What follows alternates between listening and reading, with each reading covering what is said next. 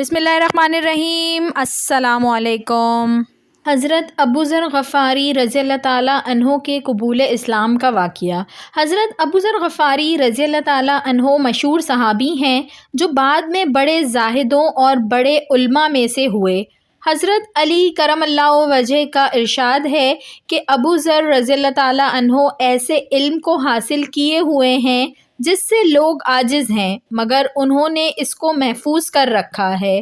جب ان کو حضور اقدس صلی اللہ علیہ وآلہ وسلم کی نبوت کی پہلی خبر پہنچی تو انہوں نے اپنے بھائی کو حالات کی تحقیق کے واسطے مکہ بھیجا کہ جو شخص یہ دعویٰ کرتا ہے کہ میرے پاس وحی آتی ہے اور آسمان کی خبریں آتی ہیں، اس کے حالات معلوم کریں اور اس کے کلام کو غور سے سنیں۔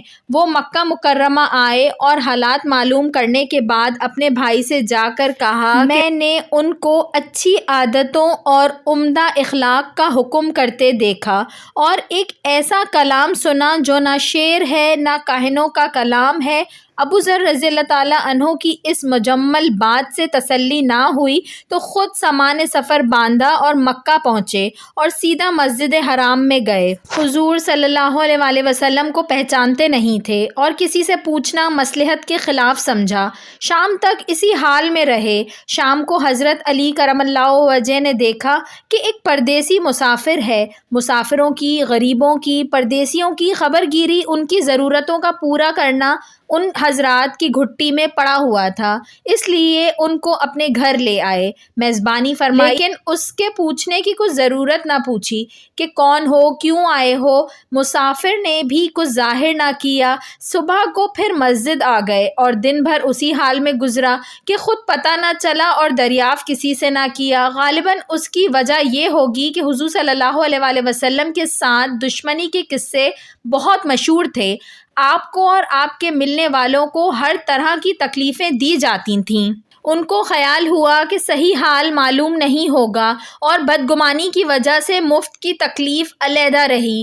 دوسرے دن شام کو بھی حضرت علی رضی اللہ تعالیٰ عنہ کو خیال ہوا کہ پردیسی مسافر ہے، بظاہر جس غرض کے لیے آیا ہے وہ پوری نہیں ہوئی، اس لیے پھر اپنے گھر لے گئے اور رات کو کھلایا سلایا، مگر پوچھنے کی اس رات کو بھی نوبت نہ آئی۔ تیسری رات کو پھر یہی صورت ہوئی تو حضرت علی نے دریافت کیا، فرمایا کہ تم کس کام سے آئے ہو، کیا غرض ہے؟ تو حضرت ابو ذر رضی اللہ تعالیٰ عنہ نے پہلے ان کو قسم اور عہد و پیمان دیے اس بات کے کہ وہ صحیح بتائیں، اس کے بعد اپنی غرض بتلائی۔ حضرت علی کرم اللہ وجہ نے فرمایا کہ وہ بے شک اللہ کے رسول ہیں اور صبح کو میں جب جاؤں تو تم میرے ساتھ چلنا، میں وہاں تک پہنچا دوں گا، لیکن مخالفت کا زور ہے۔ اگر مجھے کوئی شخص ایسا ملا جس سے میرے ساتھ چلنے کی وجہ سے تم پر کوئی اندیشہ ہو تو میں اپنا جوتا درست کرنے لگوں گا، تم سیدھے چلتے چلے جانا، میرے ساتھ ٹھہرنا نہیں، جس کی وجہ سے تمہارا میرا ساتھ ہونا معلوم نہ ہو۔ چنانچہ صبح کو حضرت علی کرم اللہ وجہ کے پیچھے پیچھے حضور صلی اللہ علیہ وآلہ وسلم کی خدمت میں پہنچے۔ وہاں جا کر بات چیت ہوئی، اسی وقت مسلمان ہو گئے۔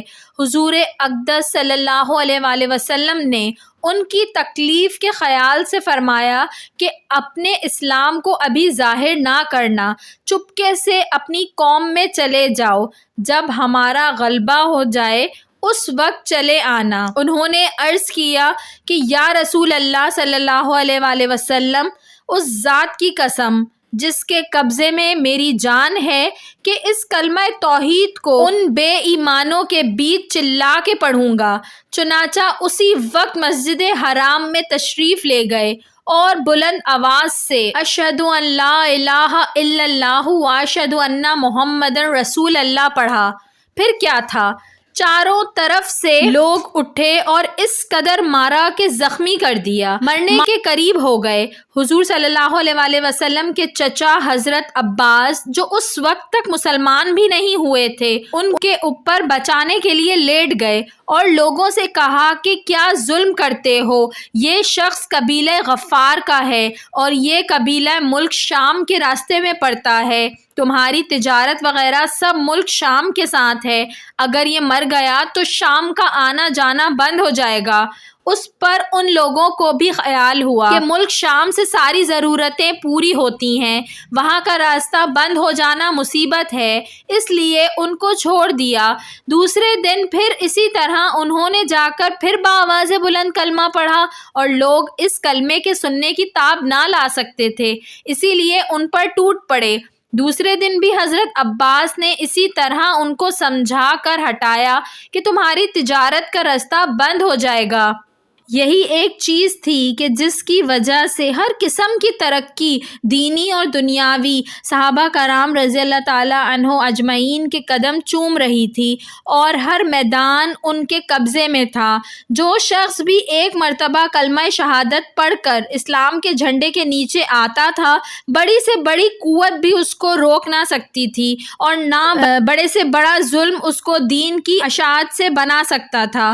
دعا ہے کہ اللہ تعالیٰ ہم سب کو بھی صحابہ کرام کے نقش قدم پر چلنے کی توفیق عطا فرمائے، آمین ثم آمین۔ ویڈیو پسند آئی ہو تو اس کو ضرور لائک کریے گا، اور ایسی مزید اچھی ویڈیوز دیکھنے کے لیے میرے چینل اردو کہانی گھر کو سبسکرائب کر لیجئے۔ Thanks for watching. اللہ حافظ۔